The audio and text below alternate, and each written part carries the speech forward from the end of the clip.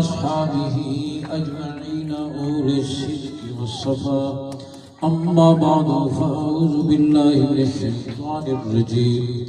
بسم الله الرحمن الرحيم. باب قول الله تعالى ونزل موازين القسط ليوم القيامة وأن أعمال بني آدم وقوله يوزن. وقال مجاهد القسطاس العدل بالرومية ويقال القسط مصدر المقسط وهو العادل وأما القاسط فهو الجائر.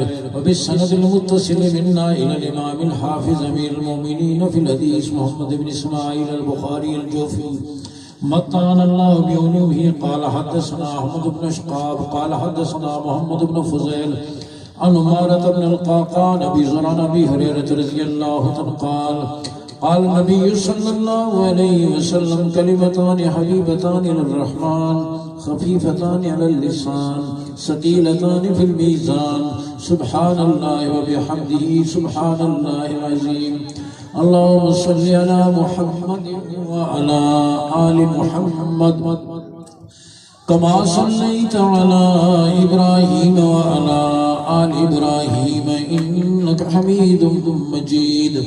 اللهم بارك على محمد وعلى آل محمد كما باركت على إبراهيم وعلى آل إبراهيم إنك حميد مجيد. سارے حضرات محبت اور شوق سے درود شریف پڑھ لو. قابل صد کرام و تکریم علماء کرام،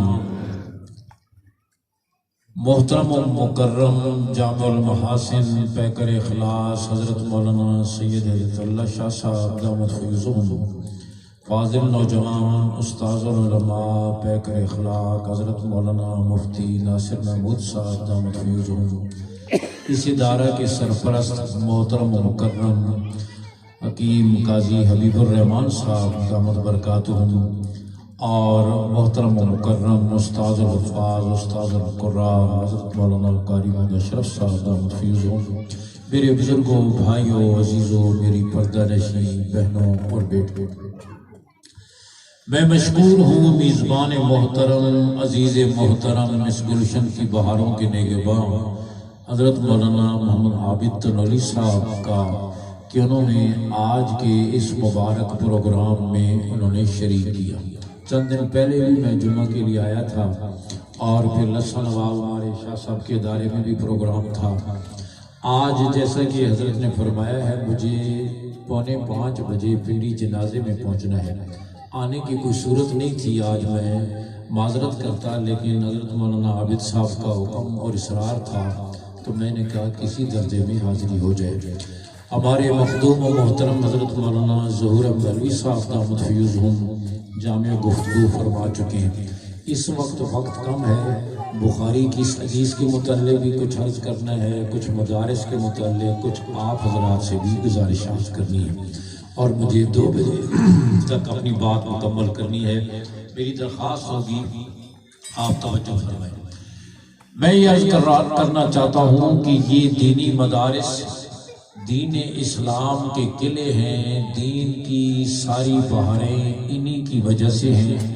آج جو دین امت تک پہنچ رہا ہے، کسی خیر کا کھرا اور نشان قدم آپ تلاش کریں، ہر خیر کے پیچھے آپ کو مولوی اور مدرسہ نظر آئے گا. اگر آج کسی کے ہاتھ میں تسبیح ہے، اس کے پیچھے مولوی اور مدرسہ ہے. زبان پہ اللہ کا ذکر ہے، اس کے پیچھے مولوی اور مدرسہ ہے. ماتھے پر سجدے کا نشان ہے، اس کے پیچھے مولوی اور مدرسہ ہے. میری بہن بیٹی پردے کے ساتھ گھر سے نکل رہی ہے، اس کے پیچھے مولوی اور مدرسہ ہے. اگر کوئی جج عدالت میں انصاف کے تقاضوں کو پورا کر رہا ہے، اس کے پیچھے مولوی اور مدرسہ ہے. اگر کوئی بازار میں تاجر شریعت کے مطابق تجارت کر رہا ہے، اس کے پیچھے مولوی اور مدرسہ ہے. کسی خیر کا کھرا اور نشان قدم تلاش کریں، آپ کو ہر خیر کے پیچھے مولوی اور مدرسہ نظر آئے. الحمدللہ. اور ان علماء نے ان بوریوں اور چٹائیوں پر بیٹھ کر روکھی سوکھی کھا کر الحمدللہ قوم کو لوٹا نہیں، بلکہ بے سر و سامانی کے عالم میں آج ان دینی مدارس نے 35 لاکھ بچوں اور بچیوں کے سینوں کو علماء علم نبوت سے منور کر رہے ہیں، اور انشاءاللہ قیامت تک یہ سلسلہ چلتا رہے گا۔ کئی آئے ہیں سکندر مرزا جیسے، مولویوں کو چاندی کی کشتی میں بٹھا کر اکٹھے دریا میں پھینک دو، آج اس کی قبر کبھی کسی کو پتہ نہیں، ملا آج بھی اذانیں دے رہا ہے، قیامت تک دیتا رہے گا انشاءاللہ۔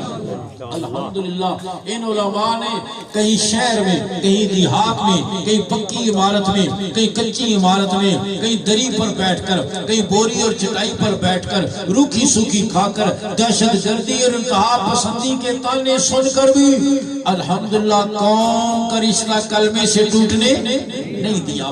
آج سعودی عرب میں ایک سال میں 5000 قرآن کے حافظ تیار ہوتے ہیں، وہ عرب ہیں، ہم عجم ہیں، ان کی زبان میں قرآن نازل ہوئے، وہاں ایک سال میں قرآن مجید کے 5000 حافظ تیار ہوتے ہیں، اور آپ کے وطن عزیز پاکستان میں ایک سال میں 1 لاکھ حافظ تیار ہوتے ہیں۔ اور پھر آج کی بات نہیں، ہمارے حضرت اقدس حضرت مولانا سلیم اللہ خان رحمہ اللہ فرماتے تھے 1962 سے ایوب خان کے زمانے سے ان مدارس کو کمزور کرنے کی سازشیں ہو رہی ہیں، ان کو ٹریپ کرنے کی کوششیں ہو رہی ہیں، لیکن الحمدللہ آج تک ناکام ہوئے، انشاءاللہ قیامت تک ناکام ہوں۔ کبھی رجسٹریشن کے نام پر، کبھی یکساں نصاب کے نام پر، کبھی نصاب بدلنے کے نام پر، ہم کہتے ہیں ہمارا نصاب رب نے بھیجا ہے، جبریل امین لے کر آئے ہیں، صفہ کے مدرسے پر پڑھایا گیا ہے، اور الحمدللہ آج مدارس میں وہی نصاب ہے۔ تم اپنا نصاب تبدیل کرو جو تمہیں لاڑ مکالے دے کر گیا ہے، اور 5 صدی گزرنے کے بعد بھی تم اپنے نصاب کی نوک پلک ٹھیک نہیں کر سکے۔ ہم بچپن میں پرائمری سکول میں پڑھتے تھے، آپ حضرات کے ہم بھی ایسے ہوگا، بڑی عمر کے حضرات جانتے ہیں، اس وقت انگلش میڈیم نہیں ہوتا تھا، اردو کے قاعدے ہوتے تھے، بابا آیا، آم لایا، الف نار، بے بکری، کاف کی اس طرح کا ہوتا تھا۔ اب تم نے 5 صدی گزرنے کے بعد کون سا تیر مارا ہے؟ اے ایپل سی کیٹ نے ڈاک کر دی ہے، آگے اچھا سا کتا بنا دیا ہے، کاغذ ذرا چکنا کر دیا ہے، اور تم نے کیا کیا ہے؟ اگر تمہاری سوچ کا زاویہ ٹھیک ہوتا، تم غیروں کے غلام نہ ہوتے، تم یہود و نصارہ کے طریقے پر چلنے والے نہ ہوتے، تمہارا قبلہ درست ہوتا، قوم کے بچے کو تم کو نظریہ دیتے، اگر الف سے انار بنتا ہے، الف سے اللہ بھی تو بنتا ہے، بے سے بکری بنتی ہے، بے سے بسم اللہ بھی تو بنتا ہے، کاف سے کینچی بنتی ہے، کاف سے قرآن بھی تو بنتا ہے، نون سے نارنگی بنتی ہے، نون سے نماز بھی تو بنتی ہے، میم سے موچی بنتا ہے، میم سے مسجد بھی تو بنتی ہے۔ کیا ضرورت تھی اس کو کتا بلی سکھانے کی؟ تمہیں چاہیے تھا تم رب ہو تو اس کے دل کی تختی پر رب کی عظمتوں کو نقش کر، لیکن یہ تم نے نہیں کیا۔ قوم کے پھولوں کو تم نے مسل دیا، کون سا نظریہ دیا؟ الجبرے کا میتھمیٹکس کو کھولیں، پہلا باب سیٹس کے بارے میں، ایک ہی قسم کی الماریوں کا سیٹ، ایک ہی قسم کی کرسیوں کا سیٹ، ایک ہی قسم کے برتنوں کا سیٹ۔ پہلے دن سے بچے کے ذہن میں آ جاتا ہے جب تک میری زندگی میں یہ سیٹ نہیں ہوں گے میں کبھی سیٹ نہیں ہوں گا، ہمیشہ آپ سیٹ ہی رہوں گا، مجھے یہ سیٹ ہر حال میں حاصل کرنے ہیں، خواہ مجھے بعد میں نیب والوں کے حوالے کیوں نہ ہونا پڑے۔ تم نے قوم کے بچوں کو کوئی نظریہ نہیں دیا۔ الحمدللہ یہ دینی مدارس علماء تشریف فرما ہے، میں کہا کرتا ہوں جو کام آپ نے دوسروں کے سپرد کیا، وہاں حال یہ آٹا ملتا ہے تو چینی نہیں، چینی ملتی ہے تو آٹا نہیں، دونوں ملتے ہیں تو گھی نہیں، تینوں ملتے ہیں تو پکانے کے لیے گیس نہیں، گیس بھی ملتی ہے کھاتے ہوئے بجلی نہیں، کی لوڈ شیڈنگ ہو گئی ہے۔ لیکن یہاں کے علماء نے پاکستان کے کسی صوبے کسی شہر سے علماء نے اعلان کیا ہو، اس سال چونکہ کورونا بھی رہا ہے اس لیے اس سال رمضان میں قرآن سنانے کے لیے حافظ نہیں ملے گے، لوڈ شیڈنگ ہو گئی ہے، اور ہم کوشش کر رہے ہیں 2023 تک حافظوں کی لوڈ شیڈنگ پر قابو پالیں۔ کبھی سنیں؟ آج تک نہیں سنا، انشاءاللہ قیامت تک نہیں سنو۔ اس ملا نے قوم کو لوٹا نہیں، تمہیں محتاج اور پسماندہ نہیں بنایا۔ ہمارے بچے عصری تعلیم کے لیے دنیا کے ملکوں میں جاتے ہیں، اور دنیا بھر سے بچے علم نبوت کے لیے پاکستان کو رخ کرتے ہیں۔ لہٰذا یہ بات دل کی تختی پر لکھ لیں، بقول مفکر اسلام حضرت مولانا ابو الحسن علی ندوی رحمہ اللہ کے، مسلمانوں کی بقا اسلام کی وجہ سے ہے، اسلام کی بقا دینی مدارس کی وجہ سے۔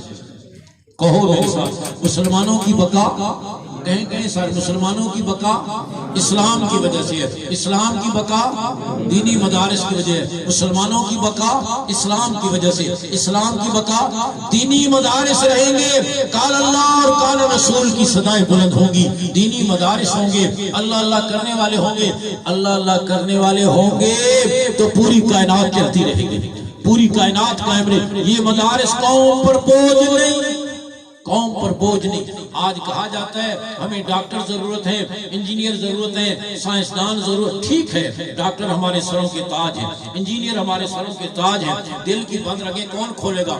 میں تو نہیں کھول سکتا، نہ ہدایت اللہ شاہ صاحب کھول سکتے ہیں، بلند و بالا عمارتیں کون تعمیر کرے گا؟ انجینئر ہی کرے گا، ہم تو نہیں کر سکتے۔ ان کی ضرورت سے انکار کرنے والا کوئی دیوانہ ہی ہوگا، ان کی ضرورت سے انکار نہیں، وہ ہمارا سرمایہ ہے، ہماری آنکھوں کی ٹھنڈک ہے۔ اگر کوئی اچھا کام کریں ہمارے سر فخر سے بلند ہو جاتے ہیں، لیکن یہ تو ماننا پڑے گا نا، ڈاکٹر بیمار آدمی کی ضرورت ہے، صحت مند کی نہیں ہے یا نہیں؟ انجینئر اس کی ضرورت ہے جو نقشے کے مطابق مکان بنائے۔ یہ تناول کے سارے مکان انجینئر نے بنائے، وہ خود ہی انجینئر ہوتے ہیں۔ ادھر کھڑکی رکھو، ادھر روشندان رکھو، چھت اتنا اونچا کرو، مکان بن گیا۔ وکیل کی ضرورت اسے ہوگی جو مقدمے میں ٹانگ اڑائے گا، جس نے مقدمہ بازی نہیں کرنی اس کو وکیل کی ضرورت نہیں۔ معلوم ہوا ڈاکٹر کسی کی ضرورت ہے، کسی کی نہیں، انجینئر کسی کی ضرورت ہے، کسی کی نہیں، وکیل کسی کی ضرورت ہے، کسی کی نہیں، لیکن ایک عالم دین اور دینی رہنمائی پیدائش سے لے کر موت تک، مرد اور عورت کی، شہری اور دیہاتی کی، بوڑھے اور جوان کی، تندرست اور بیمار کی، حاکم اور محکوم کی، مالدار اور غریب کی، امت مسلمہ بلکہ انسانیت کے بچے بچے کی ضرورت ہے یا نہیں؟ بچہ دنیا میں قدم رکھتا ہے، سب سے پہلے اس کے دل و دماغ کو رب کی عظمتوں سے آشنا کرنا ہوتا ہے، اللہ کی توحید کا پیغام دینا ہوتا ہے، کان میں اذان کہنی ہوتی ہے تو یہ پہلی خدمت دینی کون کرتا ہے؟ اذان کہنے کے لیے میڈیکل اسپیشلسٹ آئے گا، بولو، شہر کا بڑا وکیل آئے گا، انجینئر آئے گا، ہاں کوئی آئی ٹی اسپیشلسٹ آئے گا، کوئی وزیر صاحب آئیں گے، اس بیچارے کو تو اذان آتی نہیں، وہ تو تقریر کرتے کہتے پڑھو درود شریف قل اللہ احد اللہ الصمد، اس کو درود شریف اور سورہ اخلاص۔ یہ پہلی خدمت بھی تیری اسی ملا نے کی۔ پھر زندگی میں حلال حرام جائز ناجائز کی تمیز کے لیے علماء کی ضرورت، دو جڑے تو مولوی کی ضرورت، دو جدا ہو تو مولوی کی ضرورت، شادی ہو تو مولوی کی ضرورت، طلاق کی نوبت آئے تو مولوی کی ضرورت، دکان کی افتتاح ہو تو مولوی کی ضرورت، اور یہاں تک کہ زندگی کی آخری سانس پر ڈاکٹروں نے جواب دے دیا لے جاؤ بزرگوں گھر، اب مریض کو دوا کی نہیں دعا کی ضرورت ہے، کہتے ہیں یا نہیں کہتے؟ اس وقت بھی پھر قاری صاحب کی کنڈی کھڑکائی، بولے حافظ صاحب سورہ یاسین پڑھو، بزرگوں کی طبیعت ٹھیک نہیں، انہوں نے سورہ یاسین پڑھی، بڑے خلوص سے اور بزرگوں کی روح پرواز کر دی۔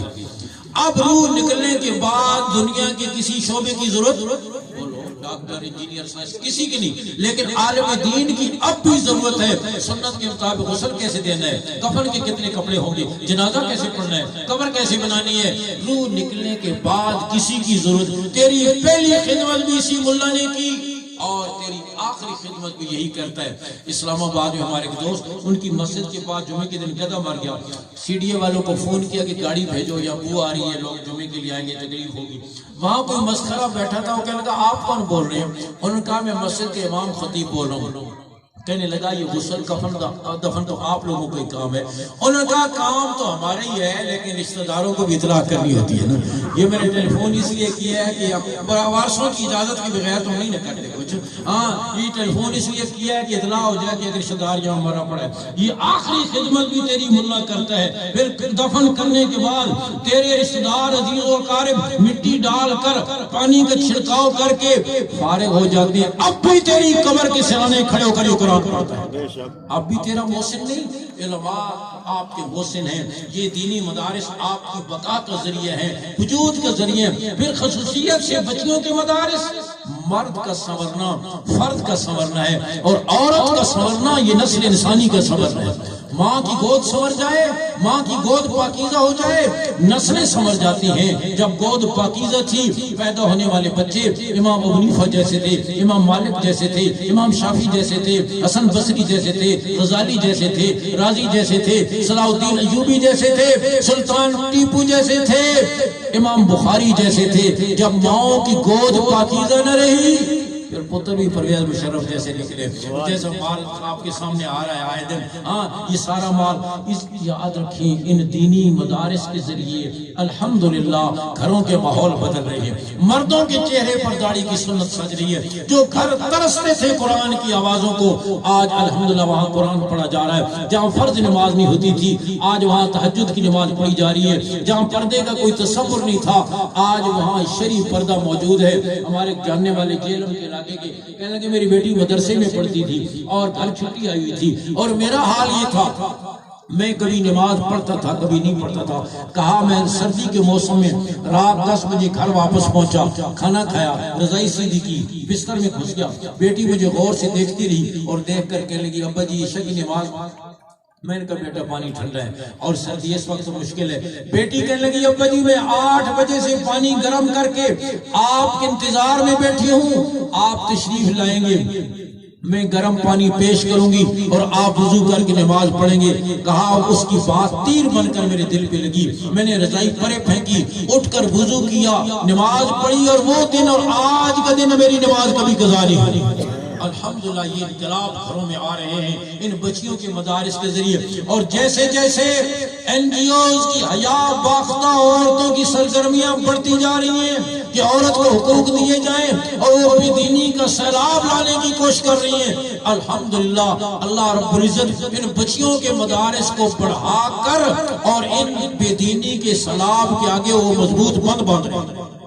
جیسے وہ خلیج معاشرہ کام کرنا چاہتی ہیں، بالا کوٹ میں 2005 کے زلزلے کے بعد این جی اوز کی عورتوں نے اس علاقے میں پھر کر اپنا کام اور اپنا مشن شروع کیا بے دینی پھیلانے کا۔